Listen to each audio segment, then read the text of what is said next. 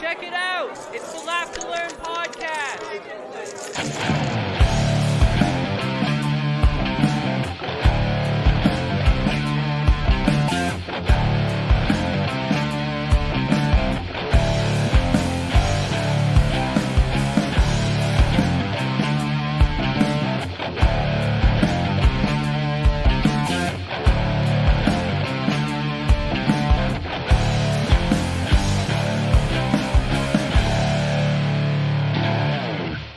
What is going on, everyone? Welcome to the Laugh to Learn podcast, your weekly source for a fun spin on all the news you need to know about. My name is, of course, Jacob Paveo, and I come to you each and every Wednesday, 1 p.m. Eastern Standard Time, fresh for you to download on your way home from work, while you're sitting in the office, while you're working from home, while you're hammering nails, whatever you happen to be doing. You can download the podcast on absolutely any platform and listen to it absolutely anytime. If it's your first time here, welcome to the show. If you're coming back to the show, welcome back. If you haven't done so already, you can hit that subscribe button. Listen to the show, as I said, each and every Wednesday, 1 p.m. Eastern Standard Time. You can also share the podcast with your friends and family. You can leave nice reviews on any platform because technology is great. And now I have one source where I can read all of the feedback we get from those ratings. So it's nice if you leave us a great 5-star rating and tell me how beautiful I look, even though you probably have no idea. This week, I had no idea where I was going from that. This week, some big news, 2 big stories. Later in the show, we're going to talk about how the government of Quebec is attempting to ban English in some scenarios and further the French language across the province and all of the craziness that is happening therein. But the biggest story this week that we have to cover, of course, as a Canadian podcast, is that Prime Minister Justin Trudeau made a trip. He attended Kyiv. He made a surprise trip to Ukraine on Sunday. And this is a story from CTV News. And yeah, let's get into it. The story reads, Prime Minister Justin Trudeau made a surprise trip to Ukraine on Sunday amid the ongoing Russian invasion and met with Ukrainian President Volodymyr Zelensky to show Canada's support for the country and its people. In a joint conference with Zelensky, Trudeau said that Canada would be providing more military assistance to Ukraine in the form of drone cameras, satellite imagery, small arms, ammunition, and funding for landmine clearing operations. More on that later. This announcement follows a previous shipment of heavy artillery that Canada had sent to Ukraine 2 weeks ago. The Prime Minister also announced more sanctions on 40 Russian individuals and 5 entities. These include oligarchs and close associates of the Kremlin and Russia's defense sector. Quote, "It is clear that Vladimir Putin is responsible for heinous war crimes. There must be accountability. Canada will support Ukraine as you seek justice for your people who Russia is killing and brutalizing," end quote, Trudeau told reporters on Sunday. On top of that, Canada is providing an additional $25 million to the World Food Program for food security in Ukraine and completely removing trade tariffs for all Ukrainian imports to Canada, Trudeau announced. There will also be funding for organizations in Ukraine supporting women's rights, civil society, and human rights. Quote, "We will continue to do whatever is necessary to stand with Ukraine, not just because it's the right thing or because Ukrainians are our friends, but because it is also standing for the principles of democracy that keep Canadians safe," end quote, Trudeau said. The Prime Minister also participated in virtual meetings with G7 leaders to talk about the war. In a joint statement, the leaders committed to phasing out Russian energy, which we've discussed in the past, isolating Russia's economy, which seems to be going quite well, combating wartime disinformation, which is actually becoming rather difficult, and finally continuing the sanctions against the Russian elite. Zelensky expressed his gratitude and told reporters that the Canadian government's assistance to Ukraine has been more than sufficient, calling Canada a country that, quote, we also cannot ask for more from, end quote. On this visit, Trudeau was accompanied by Chrystia Freeland, the Deputy Prime Minister, and Foreign Affairs Minister Melanie Joly.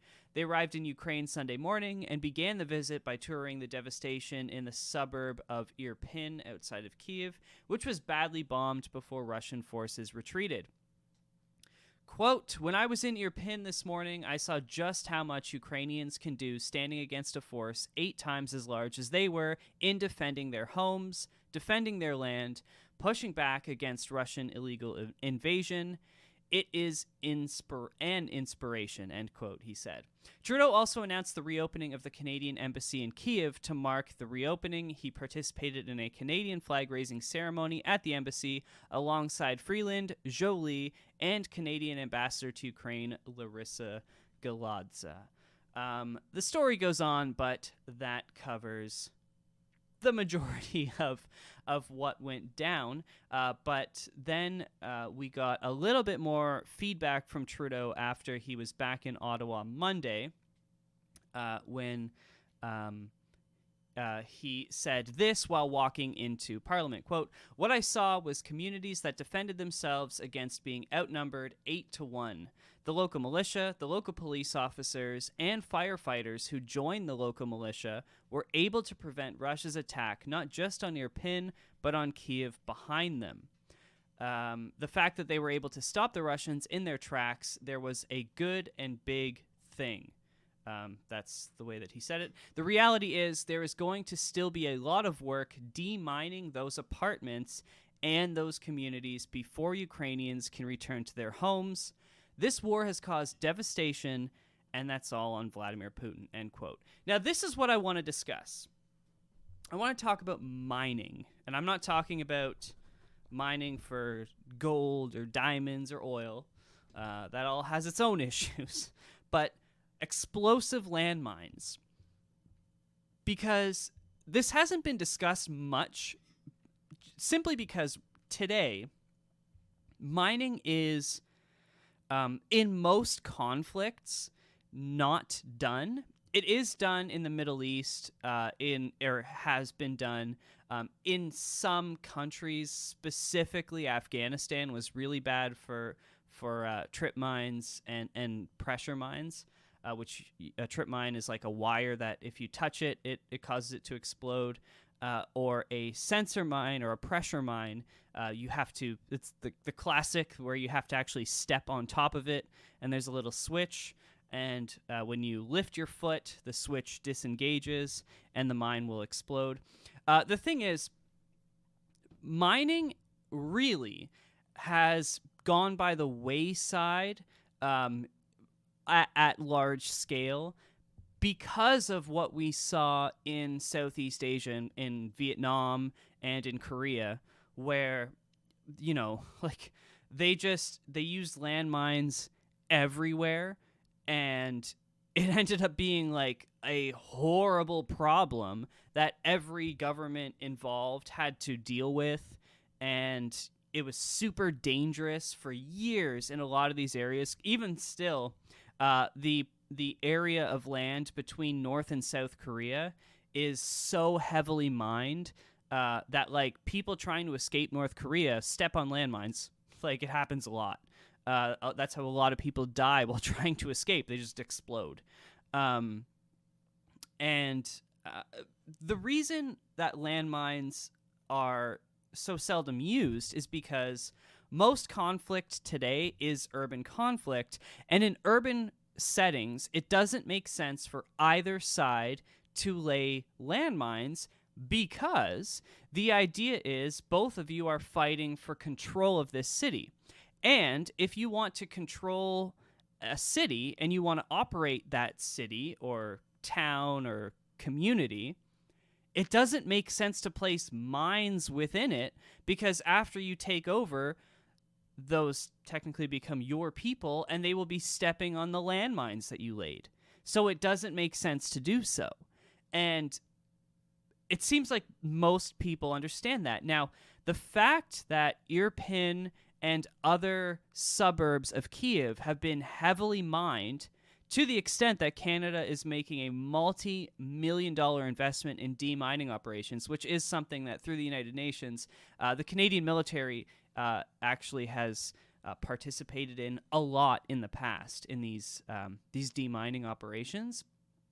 But the fact that we're talking about urban suburbs that are full of landmines, including within apartment complexes and within apartment buildings, right? The idea was that, I mean, this is perhaps, I don't know, anecdotal or a guess of sorts, but if the Russian government was mining these towns as they retreated, that meant that they were confirming they are not going to attempt to control these areas, but they are going to attempt to stop Ukrainian civilians from entering their own homes, because there are literally landmines within apartments. And to me, that is a form of escalation that actually supersedes like directly striking civilian areas. And, you know, it's a, I guess you could say like a fantastic view, right? It looks crazy on television when you see a missile strike and people die in that strike, even in person, right? You're there and you watch this impact from the sky. But it's instantaneous, and now, you know, like Russia's basically not striking areas within Ukraine, and eventually Ukraine will have a proper missile defense system set up. I mean, that's going to happen. You know, the allied nations are going to build that. And so, build that infrastructure, I should say. And so the idea of mining these cities really is to scare the Ukrainian people, because now for years, if not decades, there will be a chance that your child is playing soccer in a field and their ball kind of goes away from the yard or whatever, and they run to get it and they step on a landmine and get blown up and lose a leg or lose their life. And that is something that is very real in many parts of the world today, because of what we didn't realize in the past during these conflicts.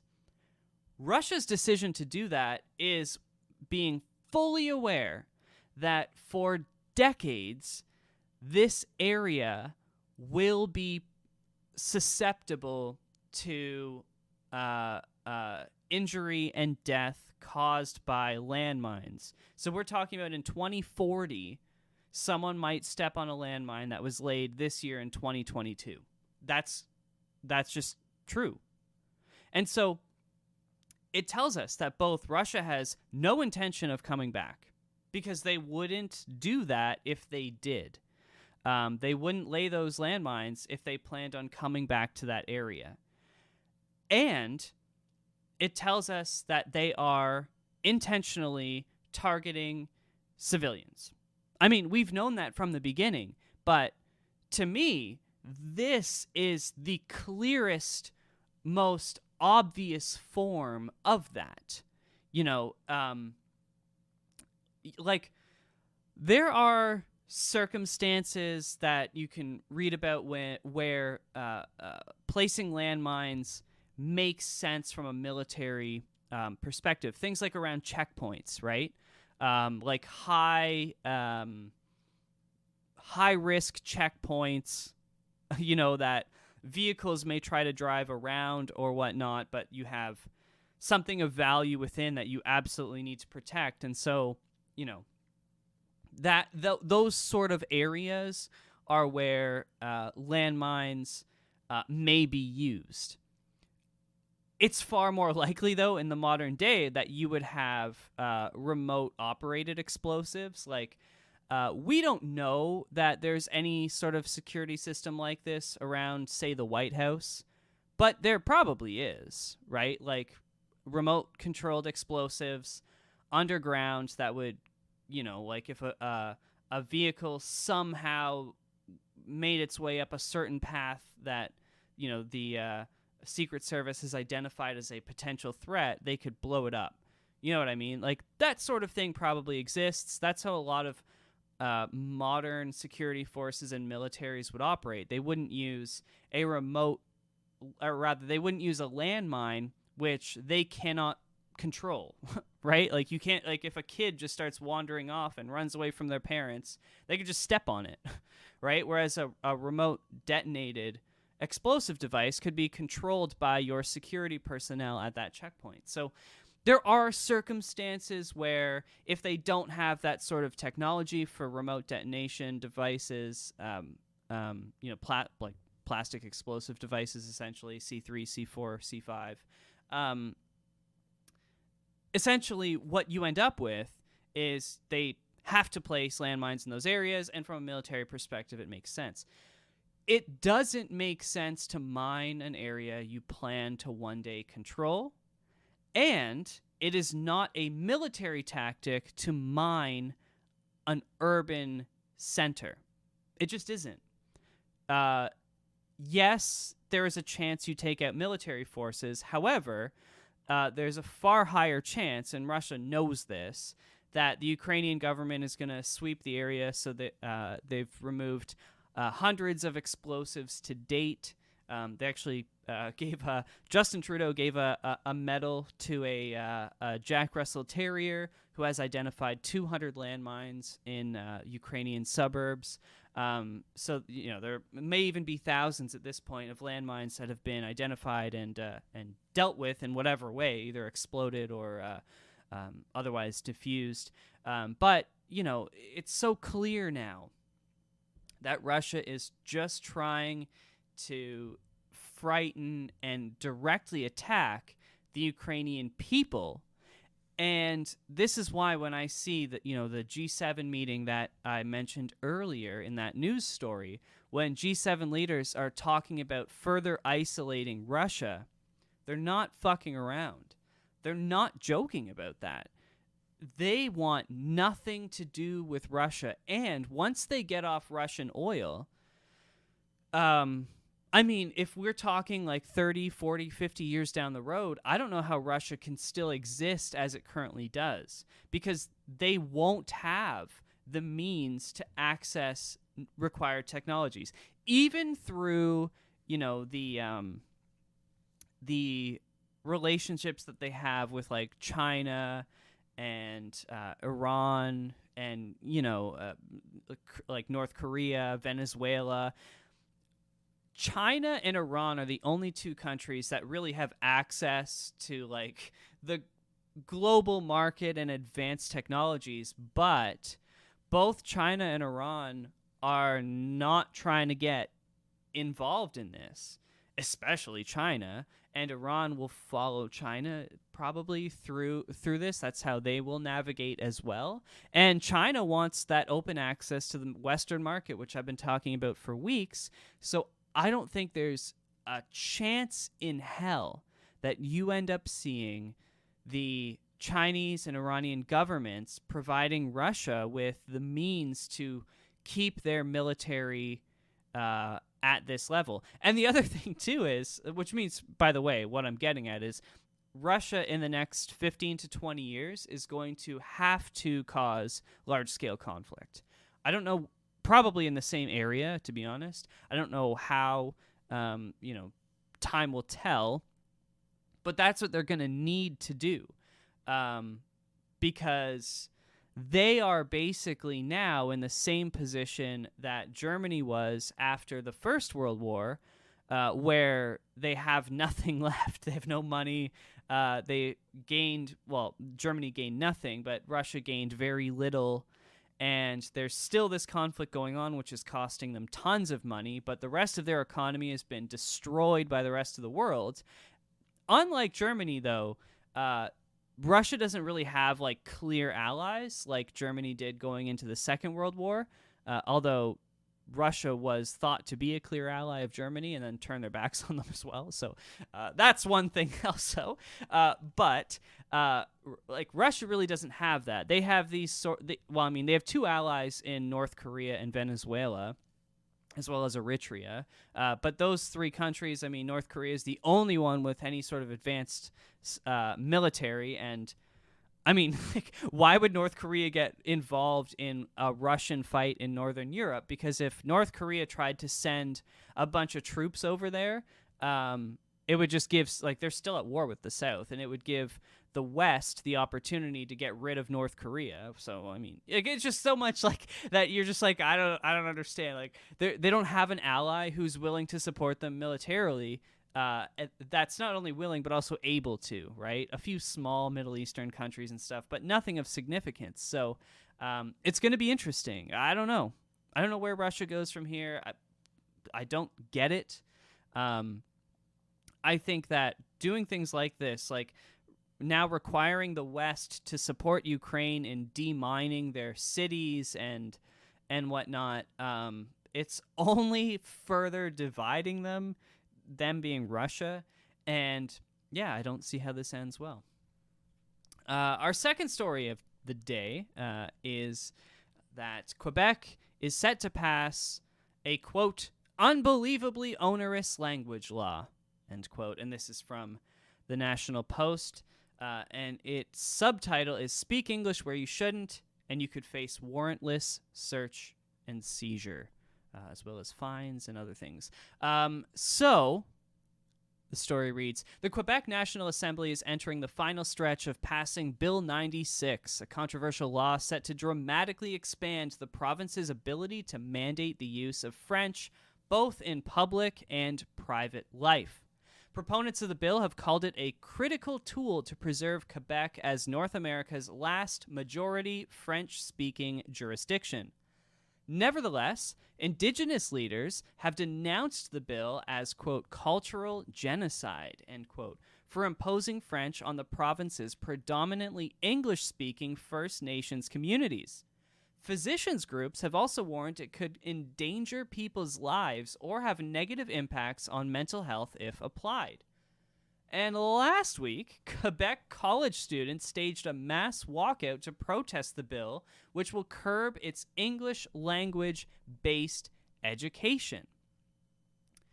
With limited exceptions, Bill 96 requires doctors to address their patients in French, even in situations where both doctor and patient would better understand each other in another language. Certain bilingual institutions, such as the Jewish General Hospital, are exempt, as are patients who can prove that they've attended an English language school in Canada, or immigrants who have arrived in Quebec within at least the last 6 months. That's it, just 6 months. But for everyone else, everything from a cancer diagnosis to Alzheimer's treatment must be performed in French. If a doctor violates the tenet of Bill 96, all it takes is an anonymous complaint to the Office Québécois de la Langue Française, which is the Quebec Office of the French Language, for investigators to enter their office, and yes, I translated that to English, and start seizing records without a warrant, including confidential medical documents. So a doctor who breaks this rule will be subject to a search and seizure, including confidential documentation. And in this, doctors are not alone. Many of the provisions outlined below are similarly backed by expanded powers of search and seizure by the Quebec Office of the French Language. Whole categories of legal contracts will become mandatory to draft in French. The bill mandates francization? That's got to be like a weird, it's like francophone, but whatever, of any company with more than 25 employees, which means that the companies will need to obtain government certification that they predominantly function in French. An estimated 20,000 businesses are captured by the new regulations, according to the provincial government's figures. Quebec's current laws aren't tremendously enthused about job notices that request proficiency in a non-French language, but they allow it in situations currently where, quote, the nature of the duties require such knowledge, end quote. Bill 96 takes that a step further and now will require, or would require, employers to take, quote, reasonable measures to ensure that French languages are spoken in the workplace as little as humanly possible. That's crazy. Under Bill 96, any contracts of adhesion must also be drafted in French, with the violators subject to a penalty of $30,000 per day. Any employment or service contract must exist in French, even if both parties would prefer another language. This also holds true for court proceedings. It's so fucked. First Nations leaders are saying the bill demolishes any hope of reconciliation, and this, I think, is like where I'm not sure that this is going to be constitutionally acceptable. It reminds me a lot of residential schools, actually, but like at a nationwide level as far as language control. Indigenous communities in Quebec generally don't speak French as a first language. The Kanawake Mohawk territory outside Montreal is part of a wider Mohawk Council that includes many members in the English-speaking United States.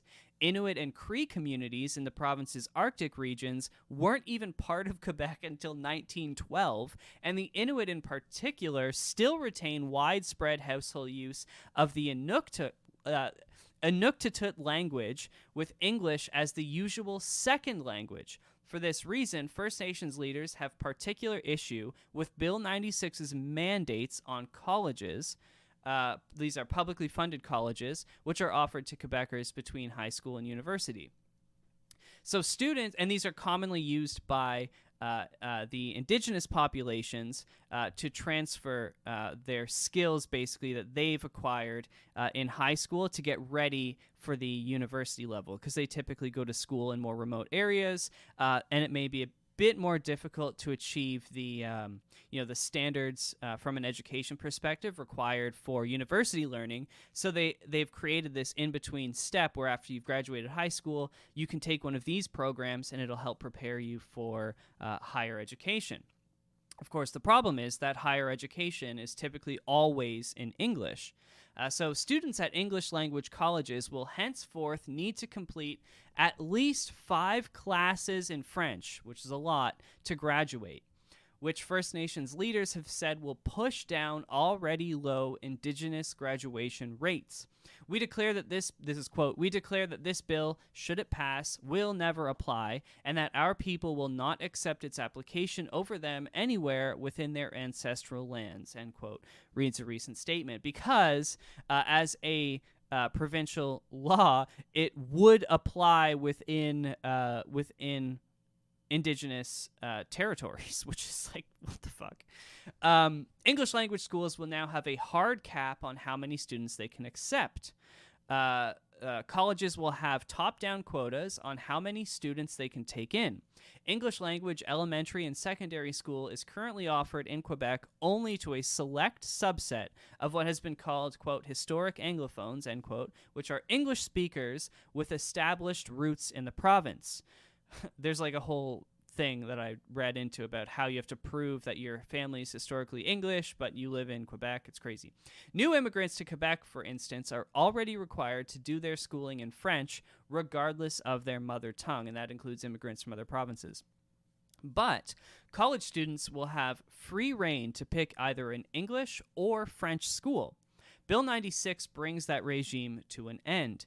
Henceforth, English language college students will only be allowed to represent 17.5% of total college admissions, a measure that has been denounced by Francophone students who attempt to brush up on their English before studying at a university in English, either in Canada or the United States. So you have to realize now all of French, or not all, but a vast majority of students in Quebec have to take their elementary and high school studies in French.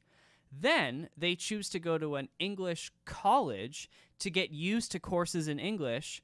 That way, they can also get English grades before applying to an English-speaking university in Canada or the United States. So you can have perfect grades, but you've never actually done school in English.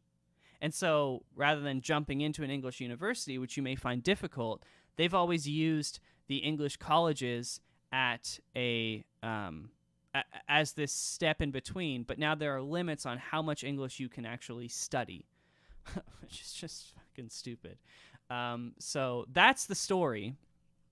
And I think the big thing here is the impact this is going to have on indigenous populations because, as I said, it's already somewhat difficult for them to, to make that transition from indigenous territory into sort of, I don't know what you want to call it, but like Western style of living. And so you graduate high school in the town you grow up in, but then the transition to university is very difficult, and graduation rates are rather low. And so this college in between always allowed them to get, as I said, to get used to that higher education, and they could take their classes in English and whatnot. So now, not only are they required to take 5 French courses, and most of them, especially from the north, have never taken French ever. They speak Inuktitut and they speak English. They don't speak French, and which is actually I did go to a reserve one time when I was in Quebec, and I was surprised because like everywhere you go, everyone's speaking French, and then you go there and like they speak fluent, like you know when you're talking to folks in English in most of Quebec, they have a Canadian French accent, and they're not a single accent. Like they're speaking fluent English with no accent. It's like, where am I? But even their schools and everything are all in English. They don't learn French because politically they do all of their stuff in Inuktitut through their like internally in their internal politics, and then, you know, across Canada, Indigenous politics is done in English, and federal politics they conduct in English, so there's no reason for them to learn French. And now they're going to be required to learn French if they want to graduate college and get into university, and that is so wrong. And they're only going to be accepting 17.5% English students at these colleges, which means that although it was already difficult for them to get into college, now it's going to be extra difficult because there is a hard cap on how many students are allowed in. And they're obviously competing with students from other places in the world as well, just as they've always been. But now with a hard cap, it makes it so much more difficult. So I'm not sure, actually, that this will end up being constitutional. Haven't actually read about any upcoming challenges to it. But, of course, forcing an indigenous, a member of an indigenous community to only speak a certain language. I mean, in the past, it's always been English, but I don't see why, if the language is French, things would be any different.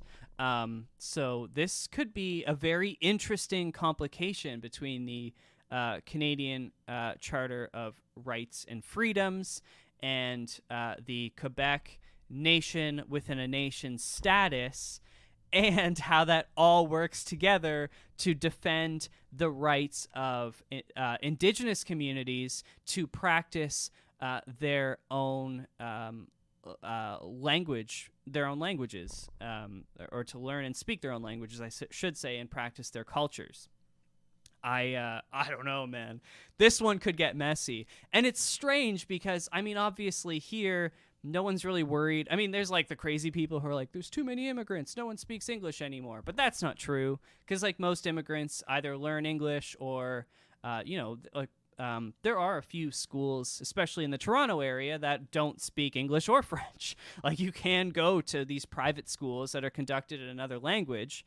They're teaching the same curriculum, it's just in a different language, and you know, whatever, like no one cares. But in Quebec, I guess for some reason people think the French language is going away. Maybe they haven't driven around Quebec lately, because as an English speaking person, it is difficult to navigate much of Quebec. Not navigate literally as far as like I speak enough French to read road signs and whatnot, but I mean navigate like you go into a restaurant and like there have been times where it's like, I don't know, like literally none of the waitresses here speak English and the menu is not in English and I don't understand what I'm looking at in some circumstances. So, yeah, like, I don't know. To me, it doesn't seem like French is going away in Quebec. All young people learn to speak English, but that's because of the internet. You know what I mean? Like, if you play video games, it is far more beneficial to speak English because if you're talking to people online, they probably speak English from anywhere in the world, right? So, like, it just makes sense. Like, people who play video games typically can speak a bit of English. You know, people who are involved in online communities and forums and stuff. Yes, there are forums run in those native languages, but the most popular and the most influential ones are in English, right? The most influential music is in English. The most influential movies, yes, there's translated versions of it, but English is the original language, and a lot of people want to understand that original language. So, yeah, I don't know how this is going to hold up. Quebec is a very unique place, not only in Canada, but in the world, where it's very difficult for non-Canadians to understand what's going on.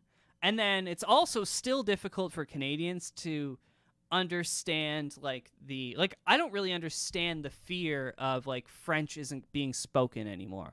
Like, it's kind of weird to me because, like I said, when I go around, everyone's speaking French. Like, I don't know what the fuck half the people are saying when people have like literally come up to me and started talking in French, and like then they go like, oh, I'm sorry, and they start speaking English because I'm like, I have no idea what you are asking me.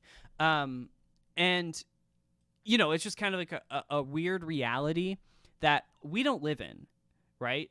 And so it's difficult to comment on where the feeling behind those rules comes from. It's also difficult to comment on how much support it has, though within Quebec it doesn't seem like a lot of people care about this, but that other than like the indigenous populations and students, but that could also be because like if everyone speaks French and English, or the vast majority of people, they wouldn't care if they're like, oh, you have to speak French instead of English, and they're like, okay, whatever, like I already do, so it's not an issue to me. It would be like creating a law.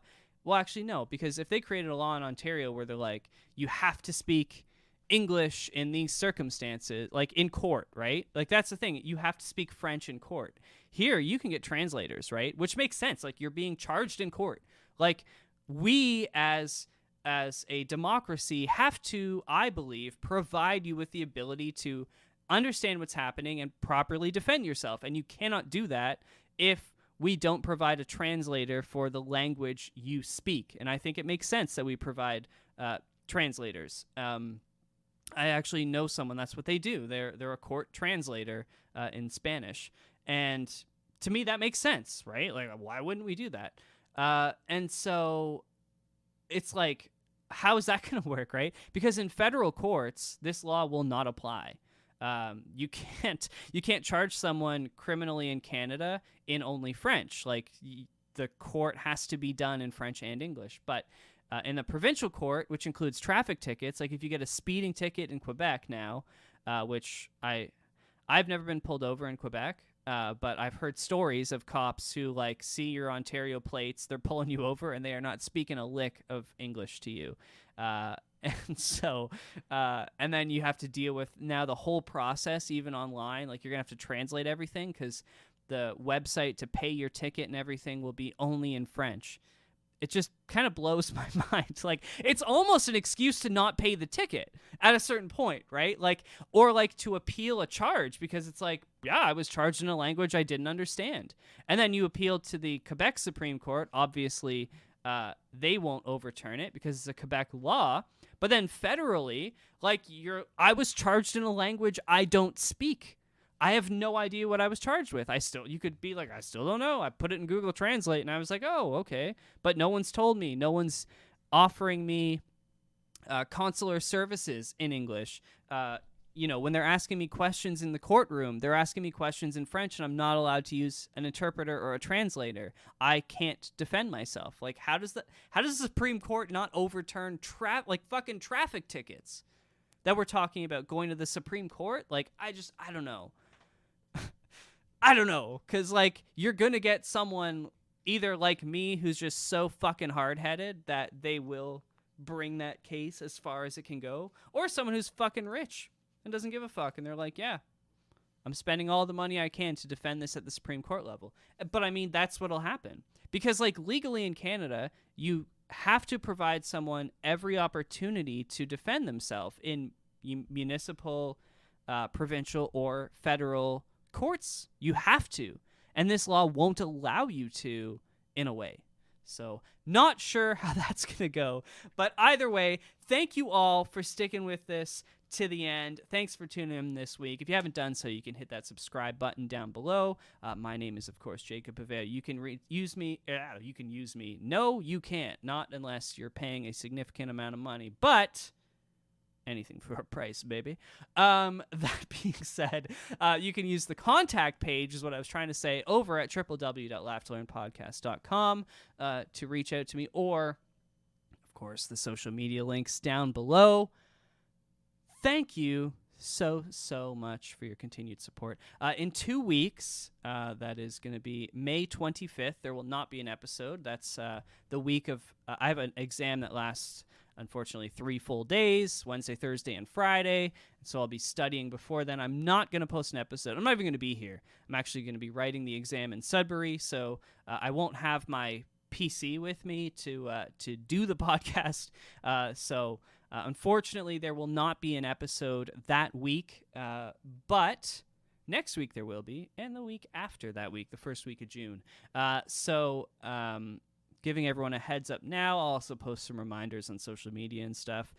And I'm going to get back to social media because life has been crazy with studying and preparing for this. So I have I literally have not logged into Facebook, or I think I've used Instagram like maybe 3 times in the last month or 2. I kind of try to avoid it. I answer messages when people DM me and stuff, but I don't like scroll through, not posting stuff, I don't even take photos, not editing photos or anything.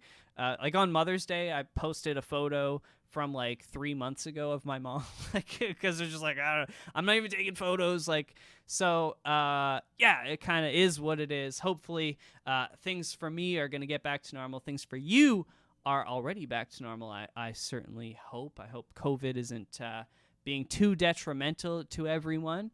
I am fully recovered now, by the way. Some people were asking me about that, how I've been doing. Tiredness has pretty much gone away. I'm kind of back to where I was before, which is generally tired, but I try to only sleep about 5 or 6 hours a day, so that's probably why I'm generally tired. But I'm definitely not, like, I had to take a nap every single day for about 2 weeks after having COVID. That's done now.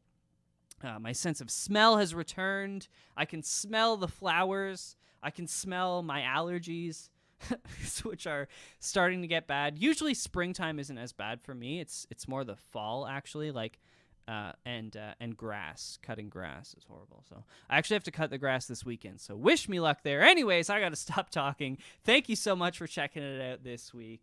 And as always, friends, don't forget to keep on laughing and keep on learning.